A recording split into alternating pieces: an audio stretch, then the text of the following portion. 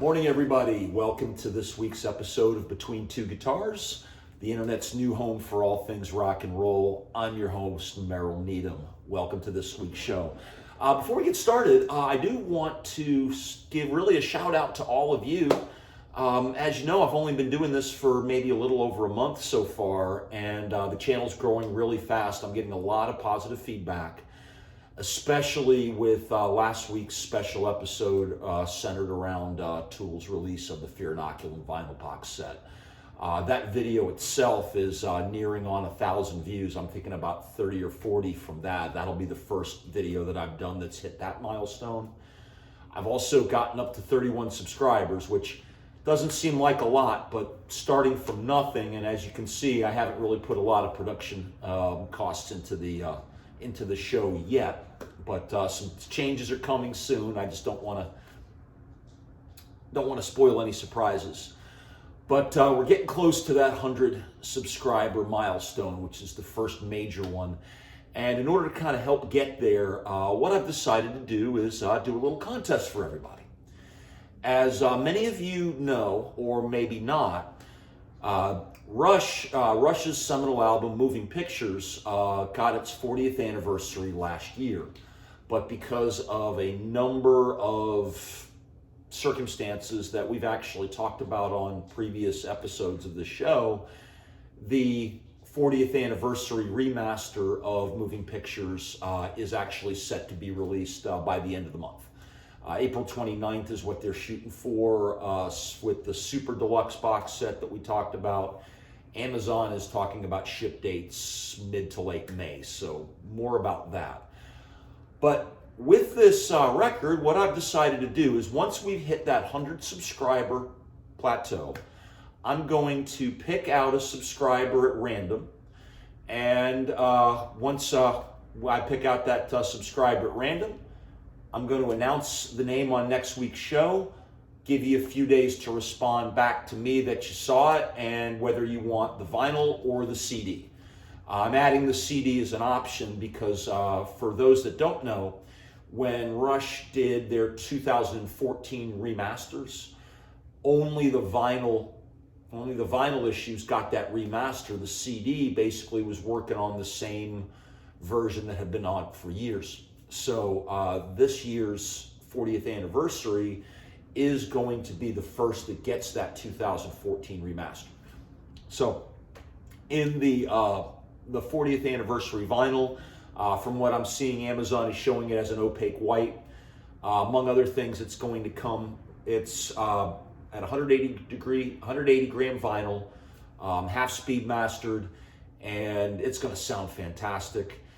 And it's also going to come with lyric sheets that were done in Neil Peart's handwriting. So that's just a little touch and a little tribute to him. So just a little recap there.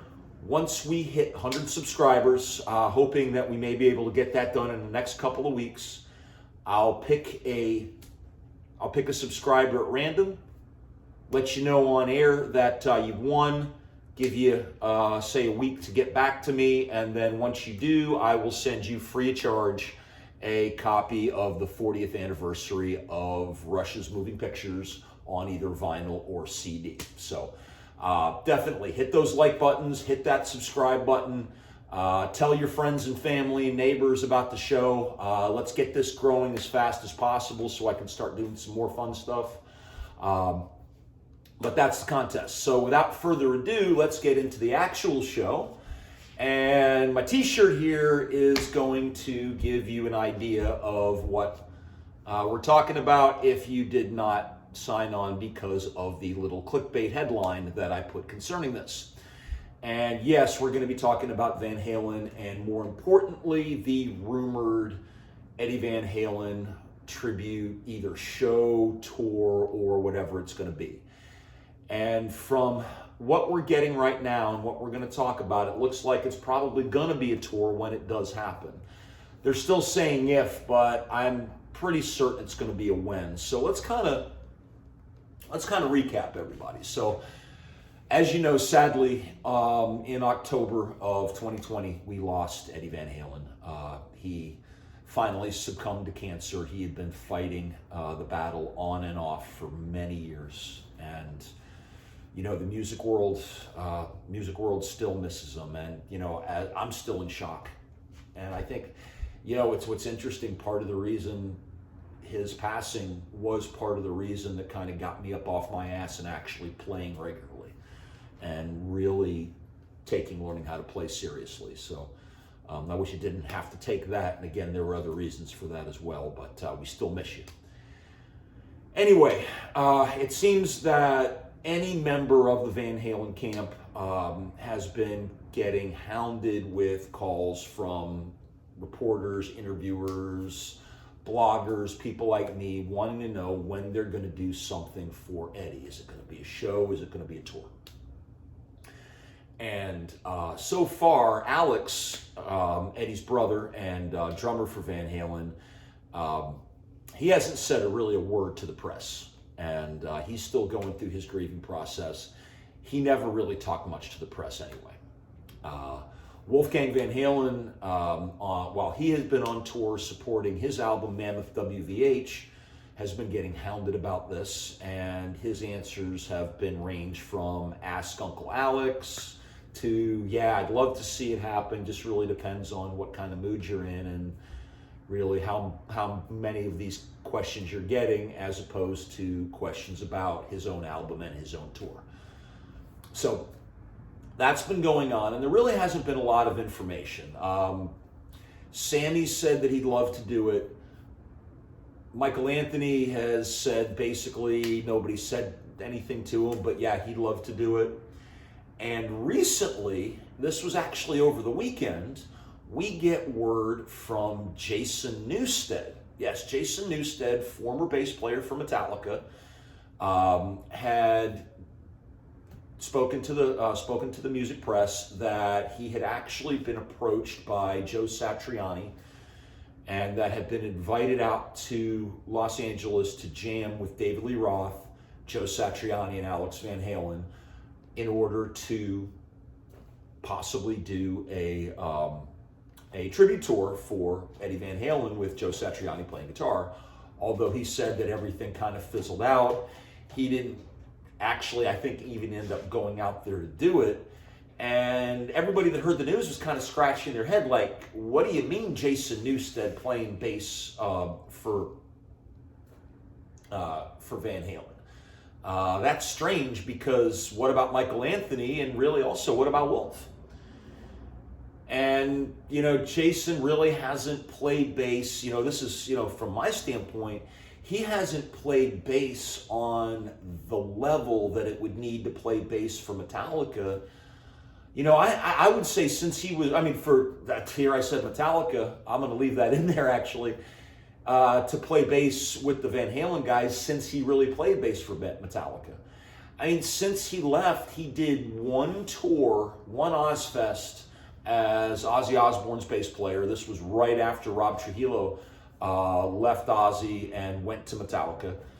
And for that, he had also played on that tour as a bass player for Voivod.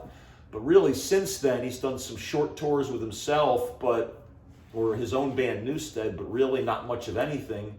He did get involved in the Rockstar Supernova project with Tommy Lee and former Guns N' Roses replacement guitarist Gilby Clarke. But he didn't end up touring with that band because he injured his arm catching an amp head that fell off the cab. The band replaced him with former Black Crowes bass player Johnny Colt, and they had their one tour and fell into obscurity. Anyway, that was really a head scratcher for me, but also more importantly is, what does this say about Michael Anthony's relationship with Alex Van Halen? So kind of wonder about that. So then yesterday, Joe Satriani speaks up to the press, and he basically said, yes, we've been working with these people together. We're trying to figure out some things, but there's a lot of moving parts. And Satriani was talking about his main concern is that how playing in a band differs from doing your own solo gig. Although Satriani has done a couple of tours with Chickenfoot, which was the band that he had with Michael Anthony and Sammy Hagar, along with Red Hot Chili Peppers drummer Chad Smith. This band is not dead, people. I have a feeling that we're going to hear something from them at some point. Maybe you'll see Chickenfoot on this Van Halen tribute, Eddie Van Halen tribute tour. That would be awesome. But I'm getting ahead of myself here. So anyway, Satriani said, yeah, we're working on it, but there are these things going on, and really you probably want to talk to Alex because he's kind of in charge of the whole thing. And that left it at that. So when I heard what Satriani said, yeah, it makes it sound real, and my guesses are that it's going to probably be 2023. And the reason why it's going to be 2023, if not even 2024, is because to do the Eddie Van Halen tribute tour right, we got to be completely past COVID. You know, we got to be able to fill up the stadiums, no social distancing, selling meet and greet packages, because people are going to want to do that. This will be the last time to really hear this type of music played by all the living principals. So they want it to be as big a deal as possible. And then this morning, I saw an interview on blabbermouth.net with none other than original Van Halen vocalist David Lee Roth that put a little bit more context into what is going on and to what Jason Newstead said. So here's the deal. David Lee Roth's position is that, and he called it Van Halen 4R. Okay, so I guess the R is Roth. Van Halen 4 may be a kind of a nod to the fact that there was an album called Van Halen 3, which was, or you could call it Van Halen Mark 3, which had vocalist Gary Cherone replacing Sammy Hagar after a failed attempt to get back together with David Lee Roth.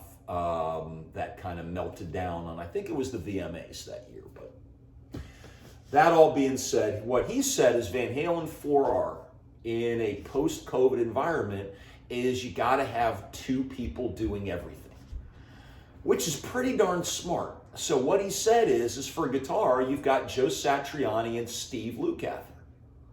Steve Lukather, original drummer, guitar player and founder of Toto, although I believe he's no longer in Toto. Toto was supposed to end and there's another version going out there. I'm going to deal with that in a future episode once we get one of those bands coming around this way. But Steve Lukather, for again, those you don't know, guitar player for Toto, really, really good choice to do this for two reasons. One is that, and then the main reason is that Eddie Van Halen and Steve Lukather have recorded together.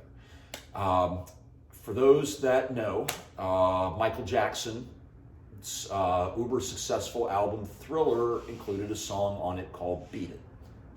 And it's one of the worst kept secrets in rock and roll that Eddie Van Halen played the solo on Beat It.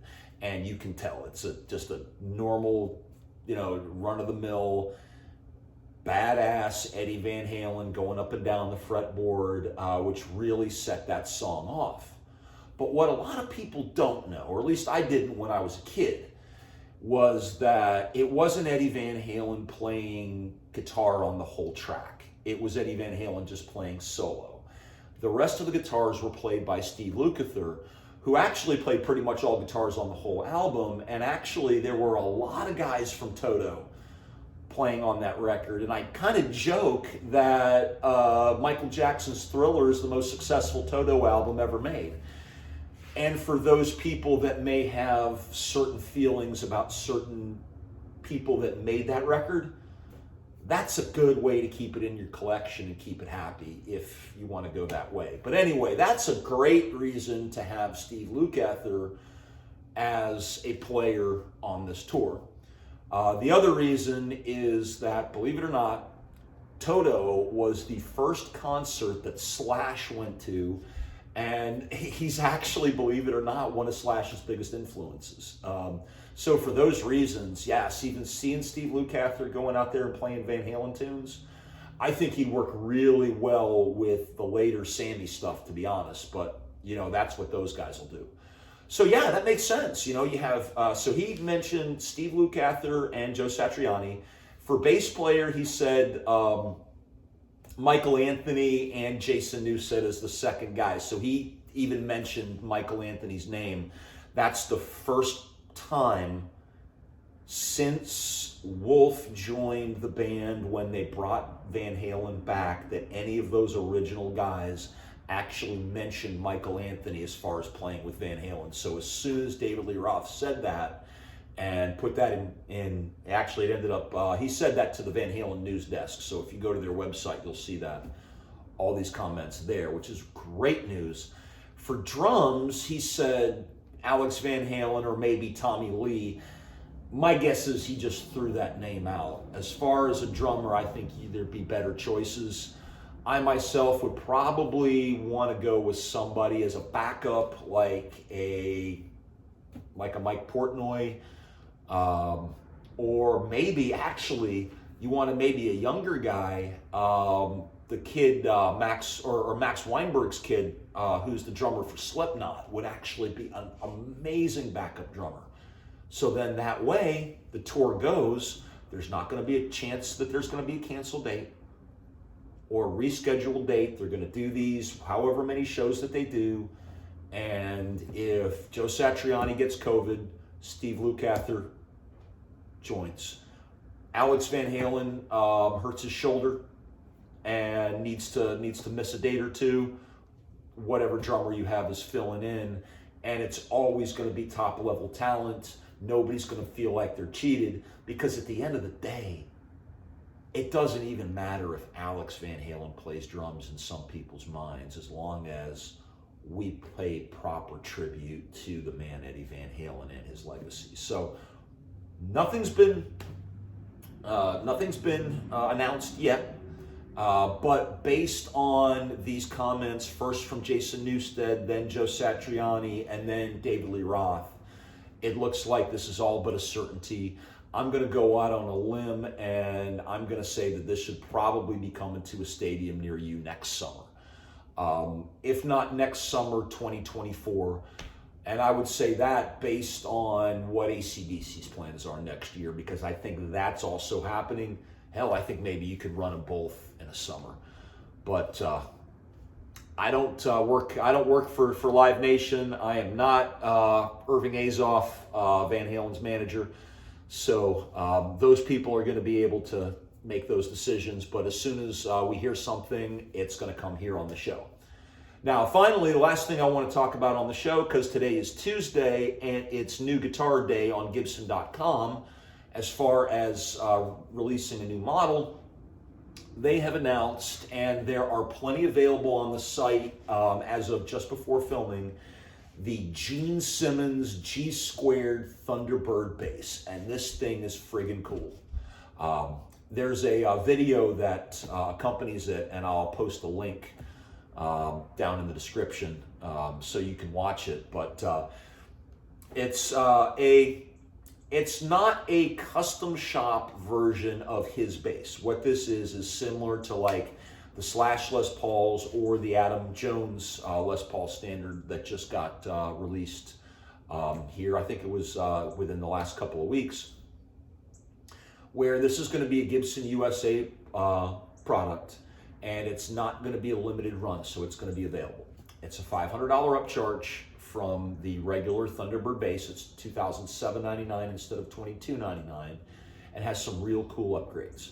For starters, the fretboard is ebony instead of rosewood, and instead of dot inlays that you get on the standard Thunderbird Bass, you get what they call as reverse diamond pearloid inlays. So they're real nice looking, and the diamond inlays, I guess you're going to have that little ode to the Kiss song Black Diamond.